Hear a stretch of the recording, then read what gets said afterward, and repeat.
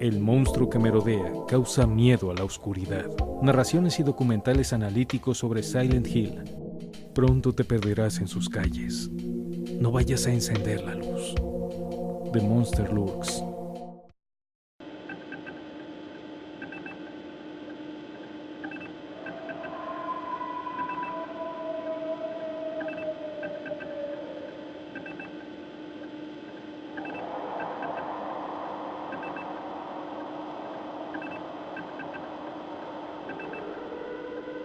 The Monster Lurks, temporada 1, capítulo 10.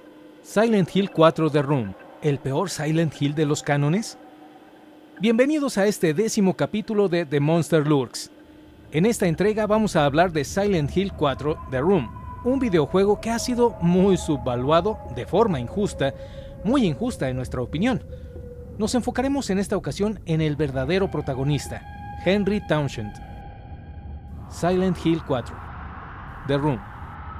Henry Townshend se mudó a vivir al sur de Ashfield, una ciudad cercana al pueblo de Silent Hill.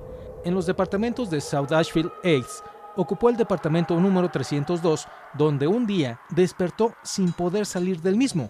Cuando no estaba soñando, estaba atrapado, y cuando soñaba, podía salir del departamento, pero a través de un túnel que lo lleva primero al mundo subterráneo, en el metro suburbano, para después ir atravesando varios lugares de la ciudad que incluyen una prisión en el lago Toluca, la sección de edificios de los departamentos de South Ashfield Heights, el interior de algunos de esos departamentos, el hospital de St. Jerome y por último el mismo departamento 302, pero en una realidad del pasado. En su cautiverio, Henry no parece sentir hambre y su percepción del tiempo es inusual, además de que sus sentidos están más alerta y nota figuras en las paredes, ruidos e incluso cuando de ver al exterior se trata, lo hace a través del mirador de su puerta, de un agujero en su pared, detrás de un taburete que da al cuarto contiguo de otro departamento, que es de su vecina Eileen Galvin, y por último su ventana, que está atorada y no puede abrirse, al igual que la puerta, que está encadenada y atorada con todos los cerrojos. Cada vez que Henry logra salir de su departamento por los túneles, igual regresa por los mismos, pero en lugar de salir simplemente por el otro lado, despierta en su cama creyendo que fue todo un sueño, lo que nos indica la presencia de sueños recurrentes. Henry además encuentra varias notas y objetos que hacen alusión a alguien más, el ocupante anterior del mismo departamento 302 de nombre Joseph Schreiber. Joseph era un investigador y periodista que hacía un trabajo de reportaje sobre la orden. Joseph también vivió varios de los eventos que Henry, como atravesar túneles y presenciar asesinatos que tenían relación con un misterioso asesino serial de quien se decía había podido cometer asesinatos desde la tumba. Henry Townshend, una personalidad no revelada. Los análisis que hemos visto en varios blogs y wikis sobre Silent Hill son un poco laxas a nuestro juicio, débiles en el aspecto simbólico y tienden a interpretar un aspecto a veces muy literal del rico simbolismo de los videojuegos, por lo que ofrecemos estas interpretaciones muy personales, basadas en algunos detalles que analizamos por cuenta propia y que poco o casi nunca se ofrecen en dichos sitios de la internet. Yo no sé por dónde empezar. Había un hoyo muy extraño en mi habitación. Vi a personas que perdieron la vida, todos estos otros mundos extraños, y vi cómo te atacaban también. Esto lo dice Henry explicando su situación a Eileen. Quienes hayan vivido, digamos, más de una semana, o por lo menos un fin de semana, completamente solos, incomunicados, ya sea por voluntad o por factores externos, podrán comprender mejor el sentimiento que Henry experimentaba al no poder salir de su departamento. Este detalle inicial es muy interesante porque alude a una especie de antipatía social o a una ligera misantropía oculta de Henry.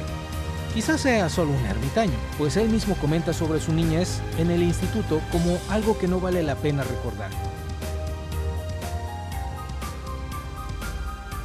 Hasta donde sabemos, es introvertido y no muestra lo que siente, no habla mucho aunque sabe escuchar y parece ser tímido. Nadie sabe nada sobre su pasado. No se habla de sus familiares o amigos en el juego, ni él se refiere a ellos. Parece ser aficionado a la fotografía, pero no sabemos si es un asunto personal o profesional. Además de que no guarda fotos de sus familiares o amistades, no sabemos en qué trabaja ni otros datos igualmente relevantes de él. Es más reservado de lo que aparenta. no solo es un protagonista de la serie de Silent Hill que no va a Silent Hill, sino que además no parece haber cometido algún crimen o un hecho del cual se arrepienta en el pasado y la culpa lo persiga. No da muestras de ser un esquizofrénico o tener indicios de enfermedad mental alguna. Por el contrario, parece al tiempo de ser tranquilo, reflexivo y hasta un poco racional. Este aspecto lo hace parecerse mucho a Sybil Bennett, la joven y bella policía de Brahms en el primer Silent Hill. Estaban en el lugar y hora equivocados. Henry escogió vivir en South Asheville Heights, en el departamento número 302, y con ello, sin saberlo, marcó su destino al ser elegido por un siniestro asesino serial de nombre Walter Sullivan, quien aún muerto, siendo que se suicidó en un ritual, podía cometer homicidios. La justificación es muy simple pero interesante, ya que Henry se vuelve un personaje esquivo y por su personalidad introvertida da lugar a muchas elucubraciones sobre su rol en Silent Hill, pueblo que visitó de muy joven. Calculamos que Henry tendrá unos 32 años al momento del juego y que probablemente también trabajaba en el medio de la información, aunque sin ser reportero o investigador. Probablemente era fotógrafo. Esta conjetura la deducimos por su capacidad para los detalles del paisaje. Quizá colaboraba con revistas como National Geographic o Travel. No podemos pensar otra cosa, ya que al no tener familiares ni amigos reales, debió tener un modo de sustento. Sabemos que no compró el departamento, sino que lo rentaba porque fue el siguiente inquilino, o así se sugiere de manera sutil, por su predecesor Joseph Schreiber. La soledad de Henry es uno de los detonantes que lo predisponen para ser invocado en el oscuro mundo de Walter Sullivan, quien, trayendo todo el conocimiento que miembros de la orden como Dahlia Gillespie llevaron a Silent Hill a ser inmerso en un infierno, hizo de los departamentos en South Asheville su propio infierno personal, en el que buscaba, mediante un ritual que consistía en el sacrificio de 21 víctimas en alusión a los 21 sacramentos, liberar a su madre, con quien planeaba vivir para siempre pero dentro de su vientre, inverso a Silent Hill 1, donde del vientre de una madre saldría un demonio para vivir en el exterior. De algo podemos estar seguros: si otra persona hubiera alquilado el departamento número 302 en lugar de Henry, esa persona habría vivido esas experiencias de encierro, miedo y soledad. La cuestión es que no hay precisamente un porqué acerca de que Henry haya sido precisamente el escogido para ser la víctima número 20. Otra similitud con Sybil Bennett.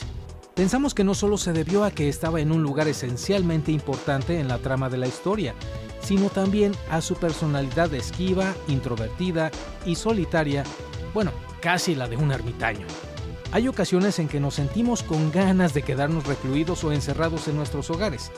No nos dan ganas de hablar con nadie y además llegamos a sentir algún tipo de soledad acompañada de nostalgia, tristeza o miedo. Quizá no todo el mundo se ha sentido así, pero en su momento, Emily Dickinson, la famosa poetisa estadounidense, escogió no volver a salir de su habitación jamás en la vida. Es extrema una decisión así, pero no es raro que en ocasiones no deseemos ver a nadie. Pues bien, Henry parecía experimentar esa sensación de no querer convivir con nadie, tal como Walter, quien desconfiaba del mundo entero porque no se sentía a salvo, más que en el vientre de su madre, sensación que le quedó traumáticamente grabada siendo un niño. No es que Henry odiara a la humanidad, pero su sentido de la soledad parecía haber marcado también su vida, incluso desde niño, como habíamos mencionado.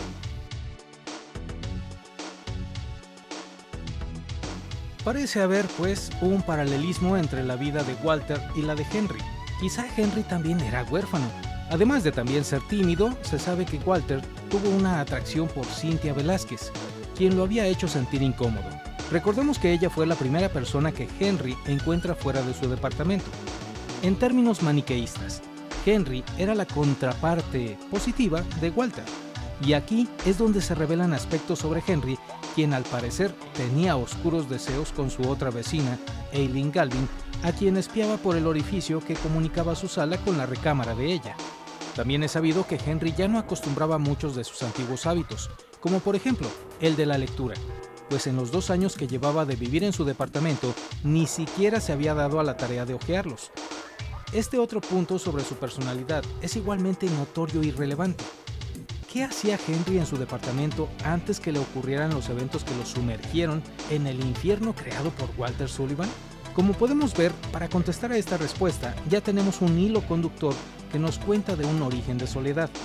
Una soledad buscada ya sea por antipatía social o por ser un ermitaño a quien no le interesaban las demás personas, aunque en esencia eso no lo convirtiera en una mala persona. Si es que desde niño había tenido tendencia a ser solitario, es probable que su pasado a final de cuentas sí tuviera por lo menos un elemento de tristeza y quizá de tragedia, elemento también recurrente en los personajes de Silent Hill.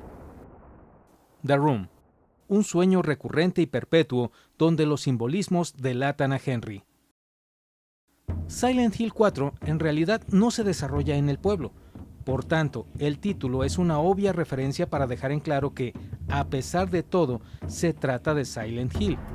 En capítulos anteriores habíamos mencionado lo alejados que están de la obra original posteriores títulos como Silent Hill 3, Shattered Memories, Silent Hill PT y en este caso The Room.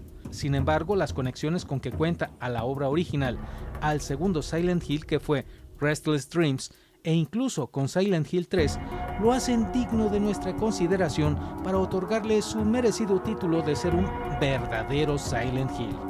En lo personal, nos ha parecido que la trama tiene mucho que ver con las pesadillas, como el original, no solo por el hecho de que Henry, cada vez que regresa a su departamento, lo hace despertando de su cama en su habitación, similar a Harry despertando en la cafetería luego del accidente de auto, sino por los símbolos empleados en el videojuego.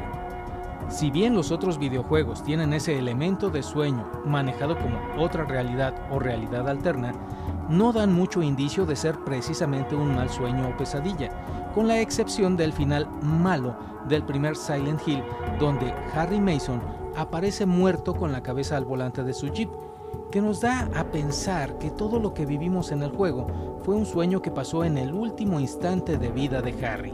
En las otras entregas, anteriores y posteriores del juego, se habla de realidades alternas, donde no se sabe qué cosa es real y qué cosa no lo es, pero en The Room, el asunto es muy parecido a la escalera de Jacobo. Si ustedes son de los que han juzgado mal esta cuarta entrega del juego, de ya les decimos que han hecho mal. Nosotros creemos que el juego tiene muy buena factura y que está bien hilado respecto a Silent Hill, aunque no ocurre en el pueblo favorito del horror. En fin, vamos a ver algunos simbolismos respecto a las pesadillas y cómo estos nos revelan más datos de la personalidad de Henry. Claro, en el siguiente capítulo. Nos vemos el próximo jueves. Y recuerden, no enciendan la luz.